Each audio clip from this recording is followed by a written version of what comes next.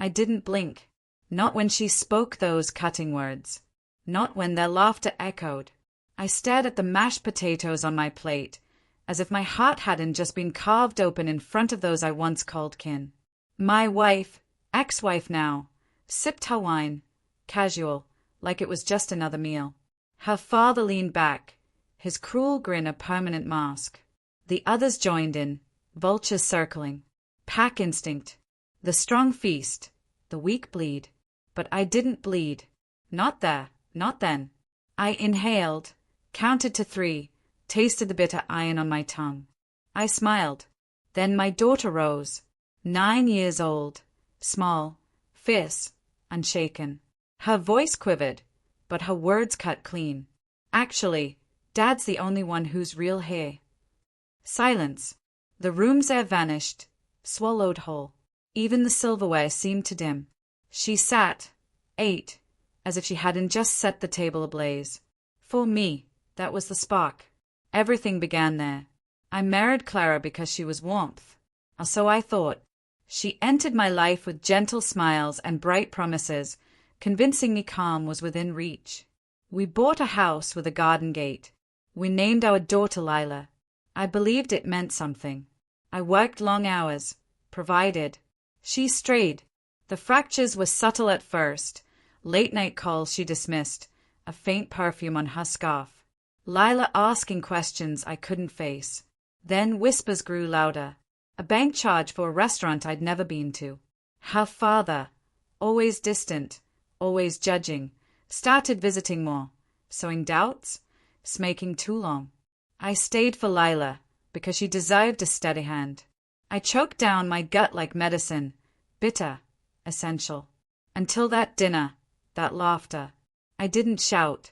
I didn't smash plates. I cleared the table like a dutiful host, kissed Lila goodnight, told her I loved her. I saw my eyes in hers, my jawline, my resolve, and I made a vow.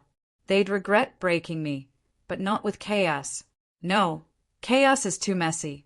I wanted precision. I wanted quiet. And I had time. Feist, I hired a private investigator. Costly, but worth it. Within weeks, I had photos, texts, recordings, Clara with 2 men, one a neighbor, the other my brother. Next, I met my attorney. I shared just enough. We updated the will, drafted custody plans. I moved assets discreetly, set up a trust for Lila, froze joint accounts, rerouted her credit cards to alert me.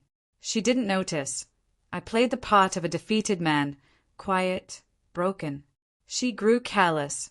I recorded every argument, every snare, her drunken rants after wine, her father's venomous prodding. I catalogued it all, labeled, time-stamped, backed up on secure drives. Then I waited for the right moment. It was Lila's birthday. A small gathering, just family. Clara insisted on hosting. I insisted on being there. Her father wore a smug tie. Clara wore gold. Lila unwrapped gifts, her smile soft and pure. Then I stood, handed her an envelope. "This is from me," I said. She opened it, puzzled. Inside was a sketch she'd drawn at 5. Me, her, a bright moon. "Remember this?" I asked. She nodded, hesitant. "Yeah." I turned to Clara. "I brought gifts too," I said, and pressed a remote in my pocket. The screen lit up. Hidden footage. Clara with the men. Her and her father mocking my trust, her saying I'd never fight back. The room exploded, not with laughter, but with gasps, fury, shock. Clara screamed. Her father spat venom. Denial spun wildly. I stayed calm, slid custody papers across the table. Full custody, backed by evidence, testimonies, school records. "You're unfit," I said. Her father charged. I sidestepped. "Security." Yes. I'd hired 2 guards, escorted him out, cursing. I looked at Lila. "Grab your things, sweetheart." She didn't hesitate, walked with me. The court sealed it. 2 weeks later, I had full custody. Clara got supervised visits, barely.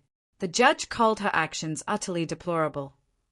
She fought back, loud and public, but I stayed silent. Silence is a blade. It cuts deepest when it reflects their shame. She moved in with her father. Last I heard, they're sinking in debt and delusion. Lila sleeps soundly now. No more shouts through walls. No more doors slamming. Just peace. Just safety. She asked me once, "Did you know?" I met her gaze. I knew something. I waited for the truth to speak. She nodded, like I did. I smiled, her smile. Some betrayals wound deeper because they wear the mask of family.